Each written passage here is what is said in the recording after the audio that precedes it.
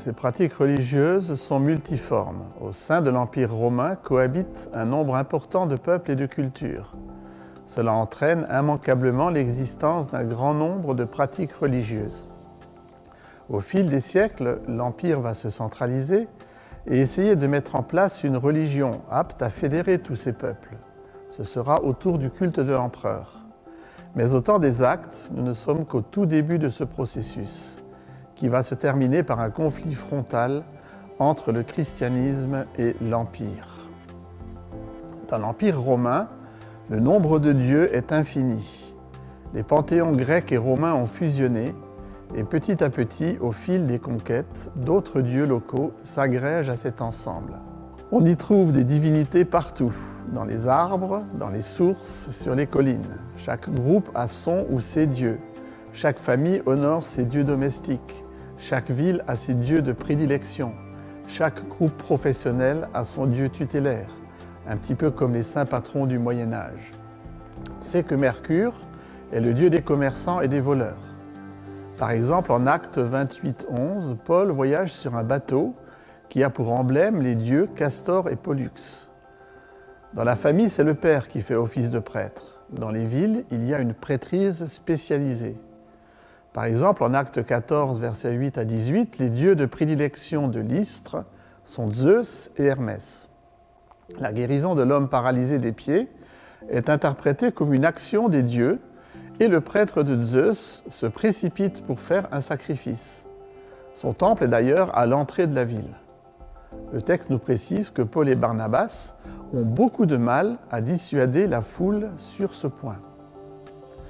Donc avant toute chose, il s'agit de s'attirer la faveur de ces dieux et surtout de ne pas provoquer leur mécontentement. Au travers des malheurs de la vie, des catastrophes naturelles, les dieux montrent qu'ils sont en colère. Au travers de la richesse, de la fertilité, les dieux montrent leur satisfaction. Alors l'autel à un dieu inconnu des Athéniens, mentionné en Acte 17, n'est pas une bizarrerie d'intellectuels décadents. C'est, je dirais, un principe de précaution, au cas où la ville aurait loupé une divinité. Paul rebondit habilement sur l'existence de cet autel, tout en affirmant dès le début que son Dieu est différent. Il n'a pas besoin d'être servi par des mains d'hommes. Ce qui va donc disposer favorablement les dieux, ce sont des offrandes, des sacrifices sanglants, des rituels précis à leur gloire. Au travers de la lecture des entrailles de l'animal sacrifié, on va pouvoir savoir si cela a marché. Et si nécessaire, on va recommencer le rituel autant de fois que nécessaire. Il y a tout un monde donc de devins, d'augures qui tournent autour, qui gravitent, qui se font les interprètes des dieux, qui vont déterminer des jours fastes, des jours néfastes, et ainsi de suite. Les dieux sont là pour permettre la cohésion sociale. Ils exigent des gestes précis que chacun doit accomplir, sans que soit requis de la part du fidèle une quelconque adhésion intellectuelle ou morale.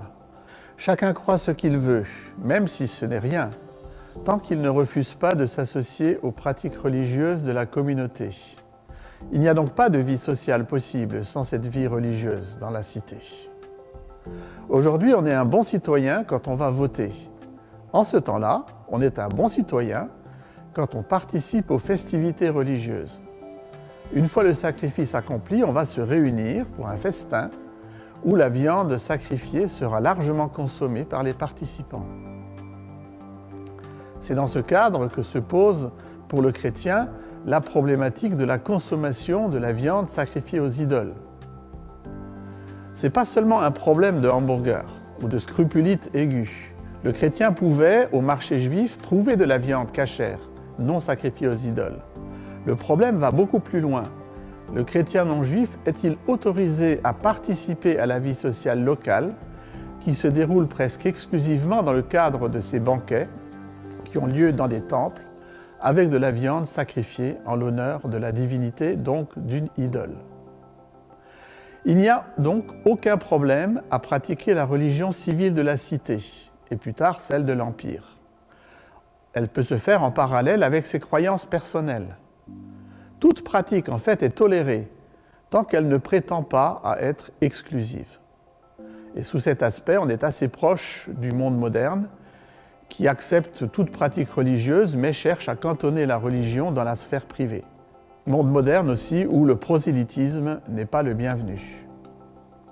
Ce qui prime avant tout, c'est l'ordre public. Quand en acte 19, Démétrius, à la tête de la corporation des orfèvres d'Éphèse, traîne Paul devant les magistrats, il argumente. Et il a beau avancer des arguments qui sont tout à fait pertinents. Les autorités n'ont qu'une seule crainte, c'est le désordre que cette action a généré. L'accusation de Démétrius est grave, et comme on sait que Paul a été emprisonné un certain temps à Éphèse, peut-être que finalement Démétrius est allé devant les tribunaux et a obtenu gain de cause. Dans cette galaxie de religions, le judaïsme a un statut à part. C'est une religion légale, c'est une religion reconnue, une religio. Être juif, en fait, vous dispense de participer aux cérémonies religieuses.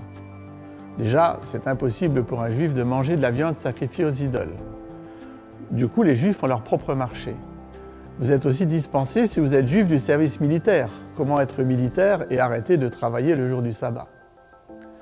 Pour les juifs, les droits d'association sont renforcés. Les autorités locales juives ont un véritable droit d'autonomie. Enfin, jusqu'en 70, les Juifs ont le droit de collecter des impôts spécialement pour le temple de Jérusalem. Et dans le temple de Jérusalem, on offre des sacrifices à Dieu, mais au bénéfice de l'empereur, et non des sacrifices à l'empereur. Le christianisme, à l'époque des Actes, navigue dans ce cadre. En Acte 18, les Juifs traînent Paul devant le tribunal de Gallion. Ils les accusent d'adorer Dieu de façon contraire à la loi. Mais Gallion, lui, se déclare incompétent. Pour lui, le christianisme naissant, c'est une branche du judaïsme et fait donc partie de ce culte reconnu. Les conflits que le christianisme fait naître doivent donc être résolus au sein de la communauté juive. On est frappé à la lecture des Actes par le fait que Paul doive très souvent fuir à cause d'émeutes. On a l'impression que les autorités locales sont systématiquement dépassées par la populace. Si on reprend le récit de Lystre, Paul finit lapidé, quasiment mort, alors que peu de temps avant, on voulait l'adorer comme un dieu. Rien de plus logique. Paul a refusé d'être intégré à la religion civile de la ville. Il relève donc de l'autonomie de gestion de la communauté juive. Cette communauté juive est contaminée par des juifs venus d'Antioche et d'Iconium. Elle décide de lapider Paul sans que les autorités civiles de la ville s'en soucient le moins du monde. Alors le judaïsme, par sa rigueur morale, séduit de nombreuses personnes dans l'Empire romain, notamment les femmes. Mais son accès est difficile et nombre de personnes ne vont pas jusqu'au bout du processus d'intégration. Le christianisme, dont le slogan publicitaire pourrait être « Tous les avantages du judaïsme sans ses inconvénients », va largement surfer sur cet attrait. Dans la religion civile, il n'y a pas de place pour les sentiments. Il n'est pas question d'aimer le Dieu, encore moins d'avoir une relation personnelle avec lui. La religion traditionnelle ne se préoccupe pas des origines de l'homme, ni de son devenir. Dans les deux cas où le texte nous donne quelques détails sur la prédication de Paul en milieu païen, nous voyons que c'est la dimension relationnelle avec Dieu qu'il met en avant. Il parlera de création, de paternité divine, de chercher et trouver Dieu, de la joie et de Dieu qui intervient dans le futur pour un jugement. Et comme le disent eux-mêmes les Athéniens, ces propos que tu tiens sonnent de façon bien étrange à nos oreilles. De nouvelles religions, donc, qui répondent mieux aux besoins religieux profonds de l'homme, vont naître et se développer. Toutes favorisent l'expérience, le grand frisson spirituel. Le christianisme est l'une d'entre elles, mais il sera violemment persécuté.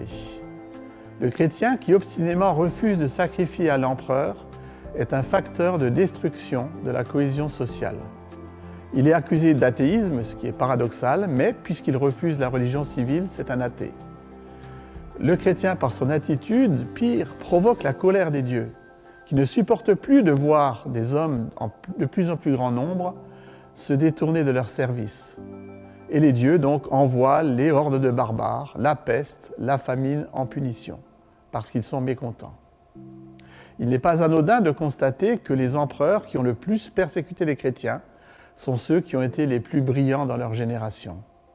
Ils l'ont fait car ils discernaient dans le christianisme un danger mortel pour le système romain. Et ils avaient raison. Le christianisme finira par triompher, il finira par remplacer la religion civile gréco-romaine, mais hélas, se montrera beaucoup moins tolérant qu'elle.